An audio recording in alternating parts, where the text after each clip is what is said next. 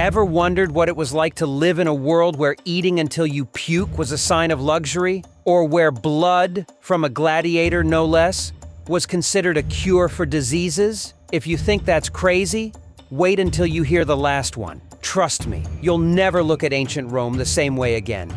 Welcome to the bizarre world of ancient Rome, where decadence and danger met in ways you wouldn't believe.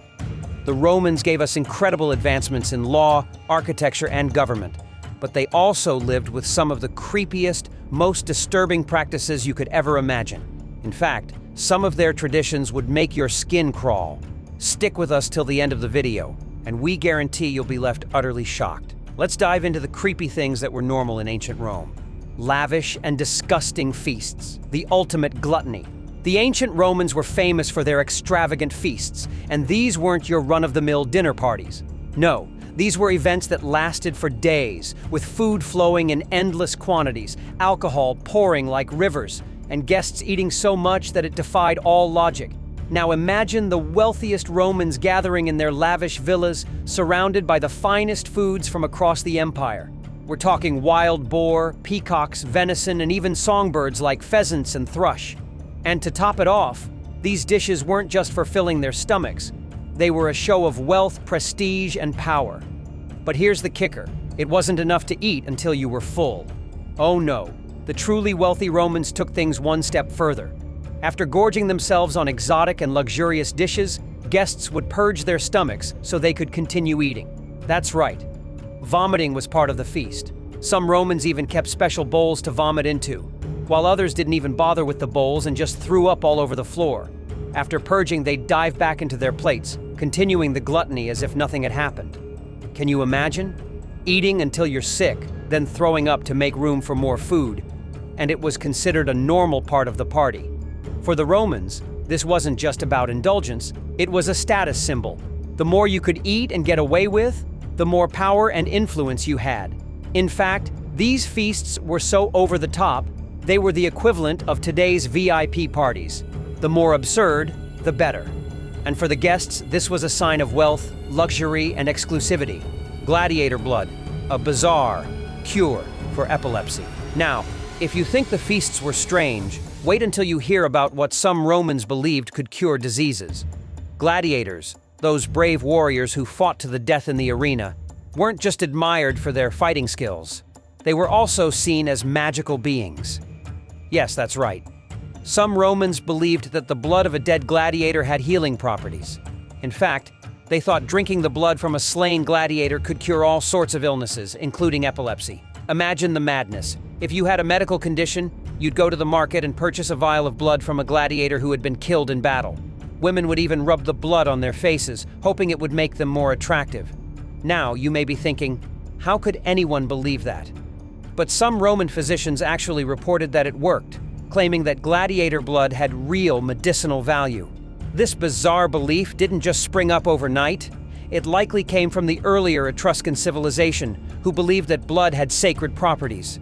When Rome conquered the Etruscans, they adopted many of their practices, no matter how strange or disgusting. And long after gladiatorial combat ended, people still believed in the power of this blood. It didn't fade away in ancient Rome. It continued well into the medieval period. Can you imagine a world where drinking blood was seen as a cure for disease? It's no wonder this practice would seem insane to us today. Mad emperors, the eccentric and insane rulers of Rome. Ancient Rome wasn't just known for its grandeur and power. It was also ruled by some of the most insane emperors in history. If you think modern-day politicians are unpredictable, just wait until you hear about the Roman emperors. For example, take Emperor Nero. He wasn't just a power-hungry ruler. He was obsessed with becoming a singer. So obsessed, in fact, that he forced his subjects to listen to his music. Thousands of Romans died during his reign as he indulged in cruel excesses. Nero's rule wasn't just chaotic, it was downright terrifying. Then there was Caligula, another infamous emperor whose reign was marked by madness. He was known for his bizarre behavior, like making his horse, Incitatus, a Roman senator. Yes, that's right. Caligula thought it would be a funny joke to appoint his horse to one of the highest political offices in Rome. But that was just the beginning. He was also known for extreme cruelty, unpredictable actions, and even incestuous relationships. His reign was one of the most infamous in Roman history.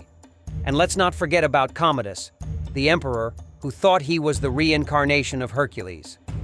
He was so convinced of his own invincibility that he would often fight as a gladiator in the arena, slaughtering his opponents with no remorse. His delusion that he was a god led to his eventual downfall, but during his reign, Rome was a place of fear and bloodshed. But it wasn't just these famous emperors who were insane. Many Roman rulers displayed signs of mental instability, and it's often said that madness was almost a qualification for becoming an emperor. It seems as though the more insane you were, the better suited you were to rule. Messalina's scandalous affairs and wild lifestyle. When it comes to scandal, no one in ancient Rome could top Empress Messalina. The wife of Emperor Claudius, Messalina was known for her wild behavior, which included a reputation for promiscuity that was legendary. While Claudius was elderly and uninterested in his marriage, Messalina was young, attractive, and full of ambition. But what really made her infamous was the sheer number of lovers she had, over 150 during her marriage to Claudius. But it wasn't just the number of lovers that made her notorious. Messalina's obsession with sexual conquest was so extreme that she actually competed with the best prostitutes in Rome. One of the most shocking stories about her is that she allegedly slept with 25 men in a single night, beating the city's top prostitute Scylla, who could only manage 24. The race for sexual dominance wasn't just about pleasure, it was about power, control, and influence. Her wild lifestyle eventually led to her downfall. After eloping with her lover, Senator Gaius Silius, and plotting to overthrow Claudius, Messalina's affair was discovered.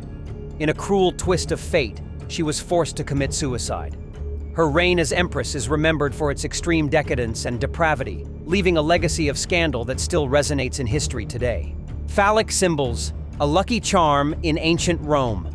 Now, let's talk about something that might sound a little strange. Phallic symbols. In ancient Rome, male genitalia were considered a symbol of good luck and protection against evil spirits. It wasn't uncommon for Roman men to wear phallic charms, necklaces, and amulets to ward off bad luck. But this obsession didn't stop at jewelry. Roman roads, bridges, and public places were often decorated with depictions of male genitalia. In fact, Pompeii, the city destroyed by the eruption of Mount Vesuvius, was full of erotic artwork, including numerous phallic symbols. These images were seen as good luck charms, and no one thought twice about their presence. To the Romans, these symbols weren't embarrassing or taboo, they were just part of everyday life. But the phallic obsession wasn't just about luck, it was also tied to fertility, sexuality, and protection. Romans believed that the power of these symbols could bring them prosperity and safety. So, if you thought ancient Rome was a place of high culture and dignity, think again, at least when it came to their love for phallic imagery. Gross hygiene practices, the poop stick and exploding toilets. When you think about ancient Rome, you might picture impressive engineering feats, such as aqueducts and roads. But when it came to hygiene, well, things were a little gross. The Romans had public toilets, but instead of toilet paper, they used a sponge on a stick, famously known as the poop stick. What made it even worse was that these sponges were used by multiple people, often without being washed in between. Just imagine the unsanitary conditions. But wait, it gets worse. The plumbing in Roman toilets was so basic that there was a serious risk of methane buildup. This created a terrifying hazard. The toilets could explode at any moment. Imagine sitting in a public toilet and suddenly, boom, the whole thing blows up. And if that wasn't enough, the filth in the pipes attracted rats and other pests, which meant there was a good chance you might be bitten by a rabid creature while doing your business. To protect themselves from the dangers of the bathroom, Romans turned to magic. They would carve spells and invocations on the walls to keep demons at bay, and some even worshipped a god of flatulence and toilets named Crepitus, just to stay safe while answering nature's call. Can you imagine praying to the god of flatulence to survive your bathroom trip? Conclusion: would you survive ancient Rome? So, now that you've seen the creepy, bizarre, and downright disturbing things that were normal in ancient Rome, the question is, could you survive in such a world? Would you be able to handle the insane feasts, The belief in gladiator blood as medicine and the danger of exploding toilets? Or would you prefer to stick to the comforts of the modern world, where at least the plumbing works? The truth is, ancient Rome was a civilization that blended greatness with madness. While they gave us some incredible advancements, they also had some seriously creepy habits. But hey, at least we don't have to deal with their plumbing problems anymore, right? Thanks for sticking with us through this wild ride into the weird and wild world of ancient Rome. If you thought this was crazy, just wait until you hear about even more shocking historical facts in our next video. Don't forget to like, comment, and subscribe for more unbelievable stories from history.